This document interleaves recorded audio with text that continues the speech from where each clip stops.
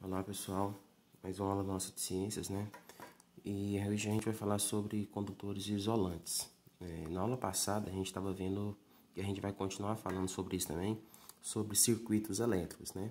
Para a gente montar um circuito elétrico, é importante também que a gente entenda sobre o que são condutores e o que são isolantes, né? Então, obviamente, a gente está falando aqui de condutores elétricos, porque eu poderia estar usando esse termo também em relação ao calor, né? Geralmente, todo material que ele é um bom condutor elétrico, ele também é um bom condutor térmico, né? E a mesma maneira acontece com o isolante, né? Sempre que ele é um bom condutor, aliás, sempre que ele é um bom isolante térmico, ele também é um bom isolante elétrico, né? Então, a gente vai falar um pouquinho sobre eles.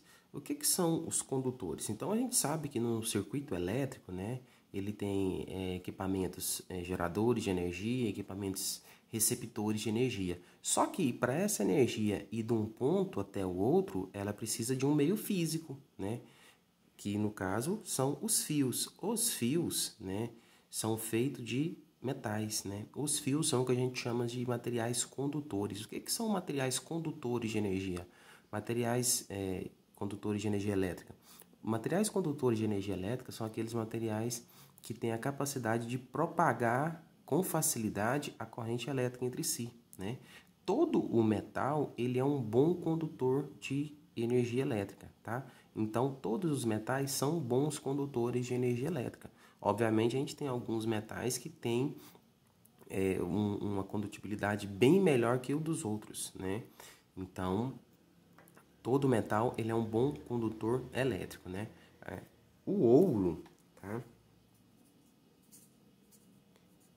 Ele é o metal que melhor conduz energia elétrica. Então, o ouro é o melhor condutor, né, natural que a gente tem de energia elétrica, é o ouro, né? Tanto é que alguns circuitos elétricos mais sensíveis, mais sofisticados, os circuitos elétricos, as placas de smartphones, né, tablets ou algo do tipo, no seu circuito eles usam alguns fios de ouro, né, devido à eficácia dele ser bem melhor. A gente pode ver também que na nossa residência os fios são feitos de cobre, né, a rede pública, os fios são feitos de alumínio, tá? E assim por diante. Então, aqui eu citei os metais, mas não só os metais são bons condutores, né? Tem algumas outras ligas ou alguns outros componentes que também são bons condutores. Já os isolantes são aqueles aparelhos, são aqueles equipamentos que não propagam, né? Que impedem a passagem de corrente elétrica, ou seja, aqueles que não deixam a corrente elétrica fluir num determinado sentido. Os isolantes também são chamados de dielétricos.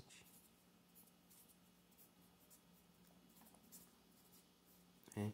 O prefixo di aqui, ele é um prefixo de negação, então ele quer dizer de não nesse caso, então não elétricos. Então os aparelhos isolantes são aqueles aparelhos que se opõem à passagem se opõem não, né?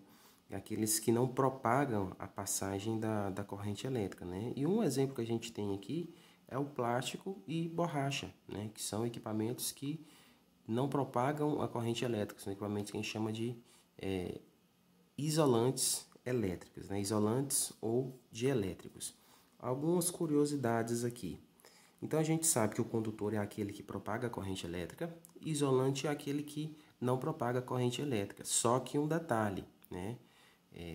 Todo isolante ele pode se tornar um condutor, tá? Como assim? Vamos citar como exemplo o ar. O ar, né, o ar atmosférico que a gente tem, ele é um meio isolante. Então ele é um isolante elétrico. O ar não se propaga por ele.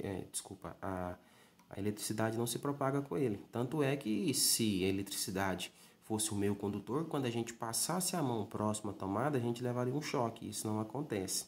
Só que o fato do ar ser um isolante não quer dizer que ele não possa vir conduzir eletricidade. Por quê? Porque o raio, né, ele sai da camada mais alta um pouco da nossa atmosfera, né, aqui da nossa troposfera, e ela cai aqui no chão, um raio elétrico.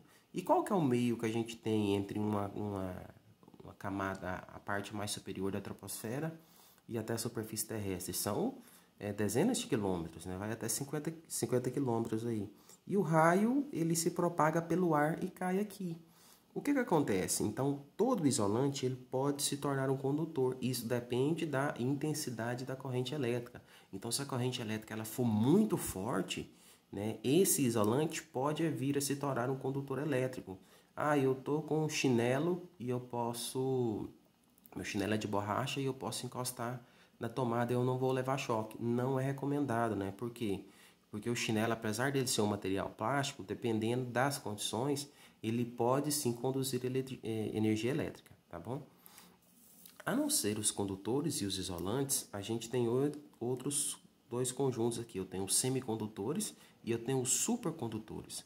Os semicondutores são equipamentos que não isolam a corrente elétrica, mas que também não têm uma eficácia tão grande como os condutores. Então, a gente poderia dizer que eles ficam como se fosse em um meio termo, né? A gente pode citar aí como exemplo o silício e o germânio nesse caso. E eu tenho também os supercondutores. Os supercondutores são equipamentos que transmitem energia elétrica de um ponto a outro sem nenhuma perda. Então, seriam condutores ideais.